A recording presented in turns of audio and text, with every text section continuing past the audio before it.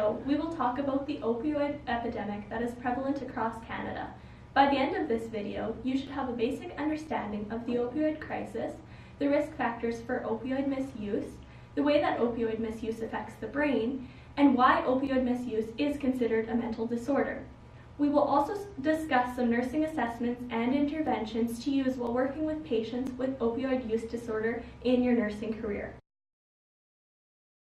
Opioids are primarily used to treat pain, but misuse they can cause dependence, overdose, or even death. The opioid crisis is part of a larger issue identified as substance abuse. Substance abuse is a diagnosable problem categorized as substance use disorders.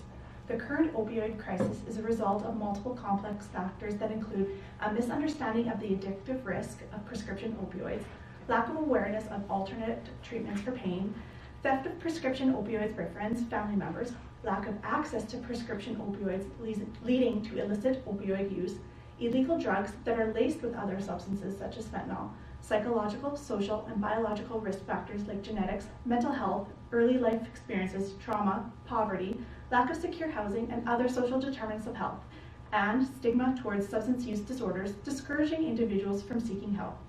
Opioid addiction is a disease that is found in all races, classes, genders, income, and social classes. This opioid crisis has, and continually is, putting strain on our healthcare and first responder services with calls to EMS, ER visits, affecting nurse and doctor-patient care, police, and the coroner's office. Addiction is a brain disease and most prevalent of all mental conditions. Once addicted, users find it difficult to fight and overcome the habit, which makes it a mental health issue. Area of the brain involved in these drugs use and mental overlap each other. This substance, when taken in excess, which could be seen as an addiction, has direct activation of the brain reward system. Stimulation of the reward pathway occurs in pathway through increasing extracellular dopamine concentration in the limb region of the brain. Dopamine is involved in many aspects of the reward and pleasure, and also involved in making memories and behavioral reinforcement. Chronic exposure to this substance leads to progressive change in the brain function at structural and neurological level, undermining the individual's involuntary control over its use. The goal of care is not elimination of opioids, but promotion of safe, focused use in specific scenarios. Orum's theory, the recovery models, and the RNAO's guidelines are helpful for use with this patient. Assessment is essential for early identification of an SUD and for ensuring effective treatment. Mental health disorders and addiction should be assessed for at the same time since they often occur together. Assessment should include the client's reason for seeking care, demographic and socioeconomic info including upstream causes like those mentioned, reason for seeking care, changes in self-care, family, mental health, and substance use history, pain and pain management strategies. Red flags include prescriptions for multiple providers, frequent provider changes, and increasing doses or refills. A care plan should be done to enhance or restore self-care, well-being, and recovery. This is especially important for surgical patients that will be prescribed opioids.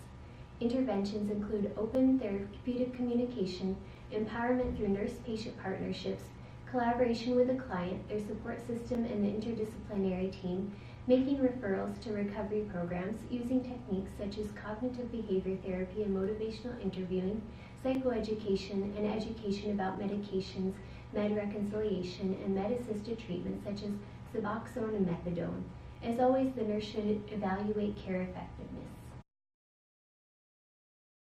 We hope you gained some knowledge from this video.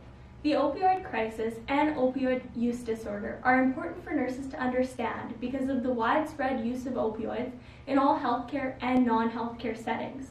The majority of nurses will work with patients using opioids throughout their career, so it is important to be able to recognize when this use becomes inappropriate so that the proper interventions can be made. Our resources will be listed in the description box below. If you are interested in learning more about this topic, we encourage you to look at these resources.